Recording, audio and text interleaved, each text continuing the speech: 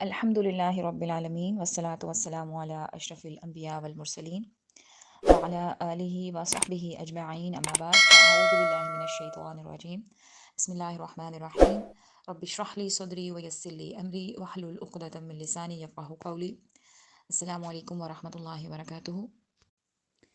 आज हम सूरह इन्फ़ितार की आयत नंबर 7 से पढ़ेंगे। कल हमने 6 आयत पढ़ी थी। जो छठी आयत थी जो लास्ट में पढ़ी थी उसमें अल्लाह ताला फरमा रहे हैं कि किस चीज़ ने ए इंसान तुझे तेरे रब से गाफिल कर दिया है। अब आगे अल्लाह ताला फरमाते हैं अल्लज़ी ख़लक़क फ़सव्वाक फ़अदलक। अल्लज़ी जिसने, ख़लक़क, ख़लक़ का मतलब होता है पैदा करना और का मतलब तेरा या तुझे। तो ख़लक़क पैदा किया तुझे, फ़सव्वाक फिर उसने दुरुस्त किया तुझे यानी ठीक ठीक किया तुझे, फ़अदलक फिर उसने बराबर किया तुझे यानी बैलेंस किया। अल्लज़ी ख़लक़क फ़सव्वाक फ़अदलक जिसने तुझे पैदा किया फिर तुझे ठीक ठीक बनाया और फिर तेरे अंदर एतदाल पैदा किया। अल्लाह ताला यहाँ फरमा रहे हैं कि अपने आप को देखो, अपनी अपनी बॉडी को देख लो। अल्लाह ने तुझे पैदा किया, खूबसूरत बनाया, तुझे बैलेंस अता किया। वो चाहता तो कोई जानवर बना देता, सांप बना देता, बंदर बना देता, कोई भी जानवर बना देता, कोई भी चीज़ बना देता। हम भी दूसरे जानवरों को खाते या कोई जानवर हमें खा जाता।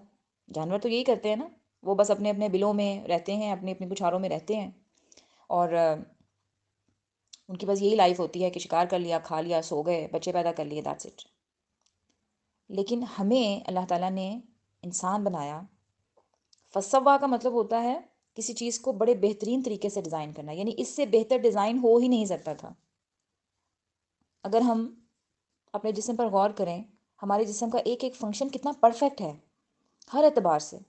अल्लाह ताला ने हमें जो अक्ल अता की है, सोचने समझने की सलाहियत अता की है, हमारे अंदर अच्छाई और बुराई की तमीज़ करने की हिस्स रखी है, दिल और दिमाग का एक तवाज़न रखा है, दिल और रूह का एक तवाज़न रखा है। जैसे सूरह क़यामा में अल्लाह ताला फरमाते हैं वला उक़सिमु बिन नफ्सिल लव्वामा, हमारे अंदर एक गिल्टी कॉन्शियस भी रखा है, यानी अच्छाई और बुराई में फ़र्क करने वाली जो चीज़ है। जब हम कोई बुरा काम कर रहे होते हैं तो हमारे अंदर खटकता है वो कि हमने ये गलत काम किया। फ़अदला का और फ़अदला का मतलब होता है अदल के साथ, यानी बराबरी के साथ। दो आँखें दी, दो कान दिए, दो हाथ हैं, दो पाँव हैं, बैलेंस रखा है हमारी बॉडी को। इसी तरह से अल्लाह ताला ने, जैसे हम पिछली सूरत में सूरह नबा में हमने बात की थी कि अल्लाह ताला का जो क्रिएटिविटी है, उसकी जो एक क्रिएशन स्टाइल है, वो क्या है कि अल्लाह ताला हर चीज़ जोड़े में पैदा करता है। उसने जन्नत और जहन्नुम का बैलेंस रखा, उसने दिन और रात का बैलेंस रखा, ठीक है। इसी तरह से मेल और फीमेल, ये बैलेंस है। तो ऐसा कैसे हो सकता है कि उसने इस दुनिया का कोई जोड़ा ना रखा हो? तो इस दुनिया का जोड़ा क्या है? आखिरत, आखिरत का दिन, आखिरत की ज़िंदगी। और इसी बात की कंटिन्यूएशन है फ़ी अय्यि सूरतिन मा शाअ रक्कबक। फ़ी में, फ़ी अय्यि सूरतिन जिस सूरत में या जिस भी शक्ल में, मा शाअ जो उसने चाहा, रक्कबक उसने जोड़ दिया तुझे। यानी हमारी जो शक्ल बनाई गई है इसमें हमारा कोई अमल दखल नहीं है, जो उसकी मर्ज़ी थी उसने हमें वैसा बना दिया और बड़ा ही खूबसूरत बनाया। इसमें हमारा अमल दखल लेकिन नहीं है। बाज़ औक़ात लोग होते हैं जो जो जिनके चेहरे बड़े खूबसूरत होते हैं या जो एक अच्छी हसब नसब में किसी अच्छी नस्ल वाली फैमिली में पैदा हो जाते हैं, तो वो इस बात पर इतराने लग जाते हैं कि जी हम दूसरों से बेहतर हैं, दूसरों को वो नीच समझते हैं। जिस चीज़ में हमारा कोई कंट्रोल ही नहीं है। अल्लाह ताला ने हमें अगर खूबसूरत आँखें दे दी हैं, हमें रंग गोरा दे दिया है, हमारा कद काठ लंबा कर दिया है, कोई भी जो एक ज़ाहिरी हुस्न खूबसूरती होती है और किसी दूसरे को नहीं उस तरह से अता किया, तो इसमें गरूर करने वाली कोई बात नहीं है। ये जो चीज़ हमारे कंट्रोल में ही नहीं है उसमें किस किस्म का गरूर करना। और इसी तरह से जो चीज़ हमारे कंट्रोल में नहीं है, यानी हमारा पैदा होना, ये हमारे कंट्रोल में नहीं है, हमारी शक्ल सूरत कैसी है ये हमारे कंट्रोल में नहीं है, हम मर जाएंगे ये भी हमारे कंट्रोल में नहीं है, और हमने दोबारा से उठना है ये भी हमारे कंट्रोल में नहीं है। जब ये सारी चीज़ें हमारे कंट्रोल में हैं ही नहीं, तो फिर इस ज़िंदगी में रहना हमने किस तरह से है ये हमारे कंट्रोल में कैसे हो गया? یہ بھی ویسے ہی ہونا چاہیے نا جو ہمارا رب چاہتا ہے، ہمیں اس طرح سے ہی رہنا ہے نا، کیونکہ یہ بھی ہمارے کنٹرول میں نہیں ہے، یہ بھی اللہ کے کنٹرول میں ہے۔ تو ہر چیز میں بیلنس رکھا ہے، اور اللہ تعالیٰ نے ہمیں جیسا بنایا ہے یہ بہت خوبصورت بنایا ہے۔ اللہ تعالیٰ ہمیں کہہ رہے ہیں کہ اپنے آپ کو دیکھو کہ اللہ تعالیٰ نے تمہیں پیدا کیا، تم اس رب کریم سے غافل ہو جو تمہارا محسن ہے۔ ہونا تو یہ چاہیے تھا کہ تم شکر گزار ہوتے، تم اس کے احسان مند ہوتے، تم اس کے فرما بردار بنتے، اس کی نافرمانی کرتے ہوئے تمہیں شرم محسوس ہوتی، اور اس کے کریم ہونے کی صفت کو لے کر کہ وہ تمہیں ہر تمہاری غلطی پر یا تمہارے گناہ پر وہ فوراً نہیں پکڑتا، تمہیں ڈھیل دیتا ہے، تمہیں وقت دیتا ہے کہ شاید کہ میرا بندہ اس غلطی کو اس پر نادم ہو کر میرے پاس واپس آ جائے، مجھ سے معافی مانگ لے، ایک اچھا انسان بن جائے۔ تو وہ جو ڈھیل دی جاتی ہے، وہ وقت دیا جاتا ہے، تم نے اس کو یہ کمزوری سمجھ لیا اس کی، یا تم نے یہ سمجھ لیا کہ ہماری کبھی پکڑ ہی نہیں ہوگی۔ وہ فوراً اگر تمہیں سزا نہیں دیتا کہ جیسے ہی تم سے کوئی ادھر تم سے غلطی ہوا فوراً جو ہے تم پر بجلی گر گئی، یا تمہاری آنکھیں اندھی کر دیں، یا تمہارے کان چلے گئے، نہیں، تو اس وجہ سے اس دھوکے میں نہ پڑو کہ آپ کے رب نے انصاف نہیں کرنا۔ تو آگے فرمایا کلا بل تکذبون بالدین، کلا ہرگز نہیں، بلکہ تکذبون تم جھٹلاتے ہو بالدین دین کو۔ اب یہاں پر دین جو ہے وہ دو مطلب ہیں دین کے، ایک تو دین اسلام کہ تم دین اسلام کو ہی جھٹلاتے ہو، اور ایک دین ہے اس کا مطلب ہوتا ہے سزا اور جزا، یعنی جیسے ہم سورہ فاتحہ پڑھتے ہیں نا مالک یوم الدین، کہ اللہ تعالیٰ مالک ہے یوم جزا کا، یعنی اس دن کا جس دن سب کو سزا یا جزا ملے گی۔ یعنی اللہ تعالیٰ نے اتنا پرفیکٹلی انسان کو کریٹ کرنے کے بعد اس کو کھلا چھوڑ دینا ہے، اس سے کوئی حساب کتاب نہیں ہونا۔ اس دنیا میں دو طرح کے لوگ ہوتے ہیں نا، اچھے ہوتے ہیں جو اچھے کام کرتے ہیں، ساری زندگی اچھے کام کرتے ہیں، اور ایک وہ لوگ ہوتے ہیں جو برے ہوتے ہیں، یعنی وہ ہمیشہ برے کام ہی کرتے ہیں، دوسروں کو تکلیف دیتے ہیں، معاشرے میں جو ہے وہ ڈسٹربنس پھیلاتے ہیں۔ تو کیا خیال ہے کہ مطلب اللہ تعالیٰ نے اتنی پرفیکٹ کریشن بنا کر اس کا کوئی حساب نہیں لیا جائے گا؟ جو اچھے لوگ ہیں ان کو ان کی اچھائیوں پر جزا نہیں دی جائے گی، ان کو ریوارڈ نہیں کیا جائے گا، ان کو اس کا کوئی صلہ نہیں ملے گا، وہ ایسے ہی چلے جائیں گے دنیا سے؟ اور جو برے لوگ ہیں وہ اس طرح موجے مار کے چلے جائیں گے، دوسروں کو تنگ کر کے پریشان کر کے، اور ان کو اس کی سزا نہیں دی جائے گی؟ یہ تو ناانصافی ہے نا پھر۔ تو اللہ تعالیٰ نے کہا کہ تم اس دن کو جھٹلا رہے ہو، یعنی کہ تمہارا کوئی حساب لیا جائے گا، تمہیں تمہارے اعمال کا بدلہ دیا جائے گا، کس بنا پہ جھٹلا رہے ہو؟ اس کو جھٹلاؤ، اس کا مذاق اڑاؤ، جو بھی کرو، حقیقت بدلے گی نہیں۔ حقیقت کیا ہے؟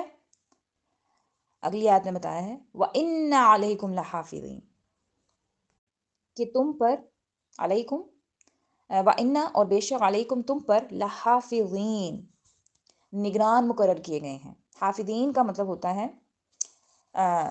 جیسے قرآن جو حفظ کرتا ہے اس کو ہم کہتے ہیں نا یہ حافظ ہے، تو اس کا مطلب ہے کہ قرآن جو ہے وہ اس کے اندر محفوظ ہے۔ حفظ کا مطلب ہوتا ہے محفوظ ہونا، محفوظ کیا جانا، تو حافظین ہے محفوظ کرنے والا۔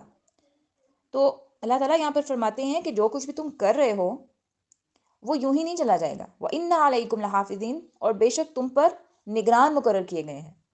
اور یہ نگران کون ہے؟ کن کے بارے میں بات ہو رہی ہے؟ ان فرشتوں کی جو ہمارے شولڈرز پر بیٹھے ہوئے ہیں، اور جو بھی ہم بات کرتے ہیں، جو ہم کام کرتے ہیں وہ لکھ رہے ہیں۔ اور یہ وہ فرشتے ہیں جو نہ صرف ہماری ہر چیز کو لکھتے ہیں بلکہ محفوظ بھی کرتے ہیں۔ یہ نہیں کہ بس لکھ کے رکھ دیا اور بس پھر گم گیا یا قیامت کے دن ملے گا نہیں اور ڈھونڈ رہے ہیں کدھر ہے، نہ، یہ چیز نہیں ہے۔ لکھتے بھی ہیں اور محفوظ بھی کر رہے ہیں، یعنی سیف بھی کر رہے ہیں۔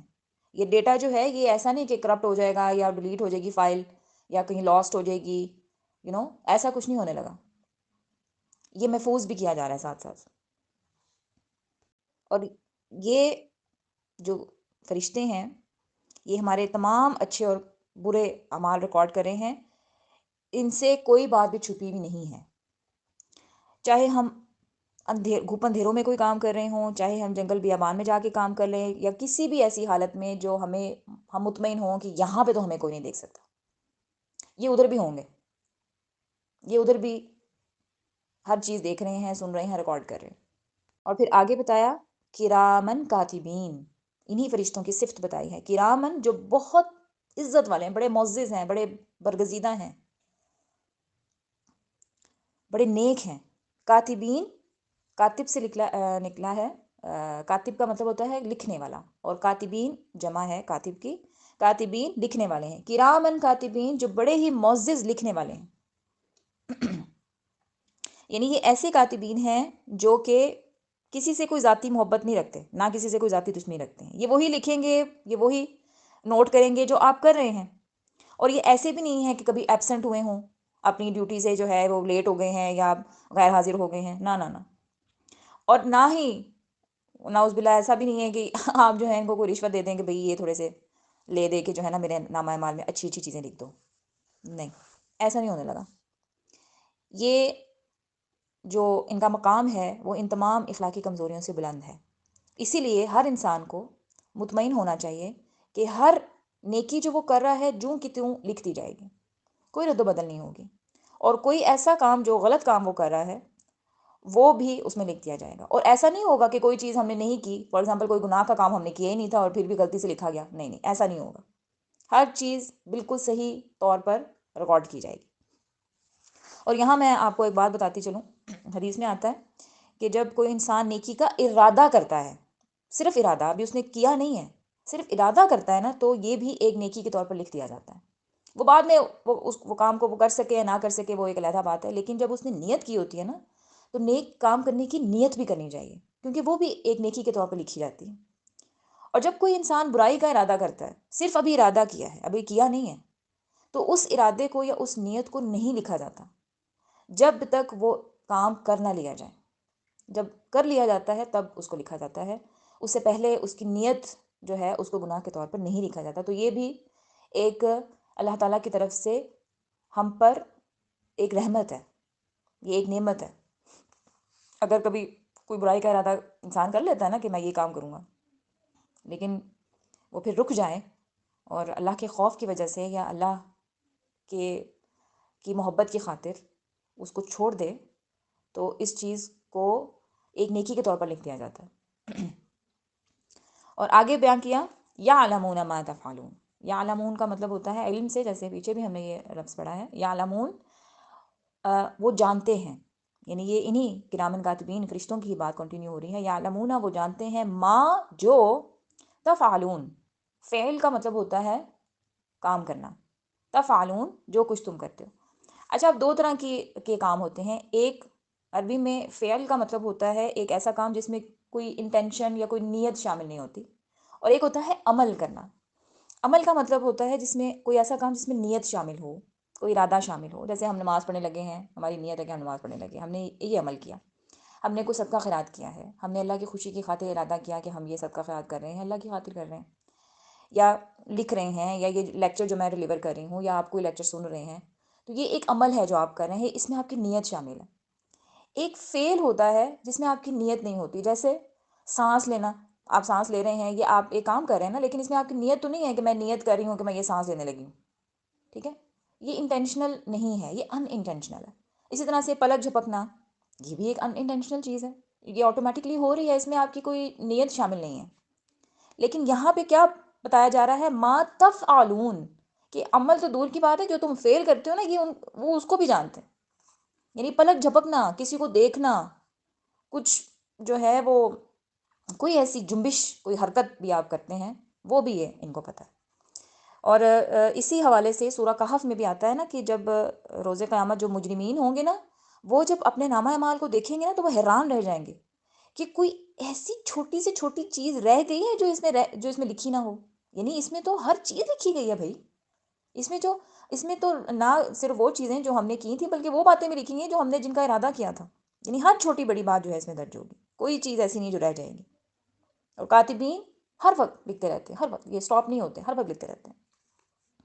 اب یہ جو آیت ہے، اب میں پھر آپ سے کہوں گی کہ یاد پڑھیں اور اس کے بعد آپ قرآن کو بند کریں اور یہاں پہ کچھ ٹائم کے لیے ٹھہریں اور سوچیں کہ جو فرشتے لکھ رہے ہیں ہم ان سے کیا لکھوا رہے ہیں. اگر ہم کوئی غیبت کر رہے ہیں، کوئی چغلی کر رہے ہیں، یا ہم کوئی اور غلط کام کر رہے ہیں، کیا ہم یہ لکھوا رہے ہیں ان سے، یا ہم کوئی اچھے کام لکھوا رہے ہیں؟ اب فار ایگزامپل آپ کسی نامحرم سے گپیں کر رہے ہیں، فون پہ باتیں کر رہے ہیں، چیٹ ہو رہی ہے، کیا آپ اپنے ابو سے یا اپنے بھائی سے یہ کہہ سکتے ہیں کہ میں یہ جو باتیں نامحرم سے کر رہی ہوں یہ آپ ذرا نوٹ ڈاؤن کر لیں اپنے پاس؟ وی وڈ بی ashamed کہ ہم اپنے باپ کو اور بھائی کو ہم کیا کہہ رہے ہیں کہ ہم یہ باتیں کر رہے ہیں، یا کوئی اور بھی ایسا کام، واٹ ایور، کوئی بھی غلط کام. کیا ہمیں شرم نہیں محسوس ہوگی کہ اتنے یہ ہمارے لیے عزت کا مقام ہے، ہمارے بھائی یا ہمارے جو باپ ہیں یا ہمارا کوئی بڑا جو ہمارے لیے عزت کی جگہ پر ہیں، ہم ان سے یہ کہیں کہ یہ ذرا لکھ دیں؟ ہمیں فیل ہوگا نا. تو یہ جو فرشتے ہیں یہ تو کرامن کاتبین ہیں، یہ کرامن کاتبین یعنی ایک ایسے معزز فرشتے جو بہت عزت والے ہیں، یہ بڑے برگزیدہ فرشتے ہیں. ان سے ہم کیا کام لکھنے کو کہہ رہے ہیں؟ ہمیں شرم محسوس ہونی چاہیے نا. ہم نے یہ سوچنا ہے کہ ہم ان سے کیا لکھوا رہے ہیں. ہم نے ان سے اچھے اچھے کام لکھوانے ہیں جو ہمیں کل کو پڑھتے ہوئے شرم محسوس نہ ہو.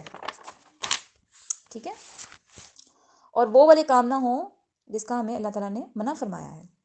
ہم نے یہ عہد کرنا ہے آج کہ ہم نے ان سے اچھی اچھی باتیں لکھوانی ہیں. ٹھیک ہے، تو آج کی جو آیات ہیں یہ بس ہم یہاں تک ہی، اور باقی انشاءاللہ ہم نیکسٹ لیکچر میں اس کو کمپلیٹ کریں گے. اچھا، ایک ربط آپ نوٹ کریں جو پچھلی صورتوں سے چلا آ رہا ہے، جو بڑا ہی خوبصورت ہے اور میں یہاں مینشن کرنا چاہوں گی. سورہ نازیات میں دیکھیں فرشتوں کا ذکر ہوا جو روح قبض کرتے ہیں. ٹھیک ہے، ڈفرینٹ فرشتے ہیں جو ان صورتوں میں جن کے بارے میں بٹ بائی بٹ ہمیں بتایا جا رہا ہے. اس کے بعد سورہ عبسہ میں جو فرشتے تھے کرامن بررہ، جو کاتبین وحی ہیں، جو وحی لکھتے ہیں، اور وہی بڑے معزز ہیں، بڑے نوبل ہیں.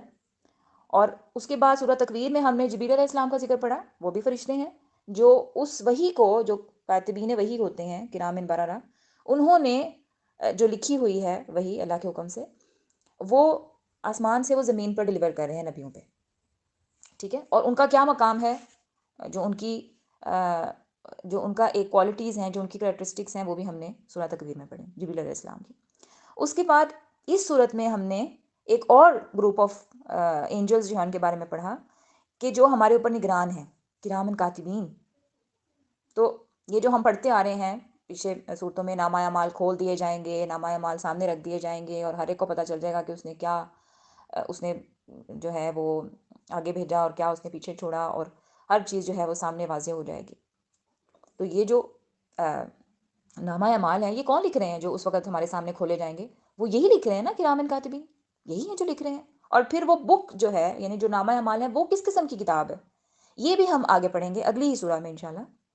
کتاب مرقوم کہتے ہیں اس کو، اور اس کی کیا کریکٹرسٹکس ہیں، وہ کیا ہے، تو وہ بھی ایک بڑا انٹرسٹنگ ایک چیز ہے. تو یہ میں آپ کو بتانا چاہ رہی ہوں کہ قرآن کی جو صورتیں ہیں ان کے اندر ایک ربط دیکھیں کتنا خوبصورت ہے.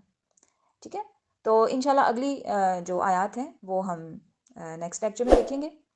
تو آج کے لیے بس اتنا ہی. کس چیز کی سمجھنا ہے تو آپ پوچھ سکتے ہیں. سبحانک اللہم و بحمدک، اشہد ان لا الہ الا انت، استغفرک و اتوب الیک.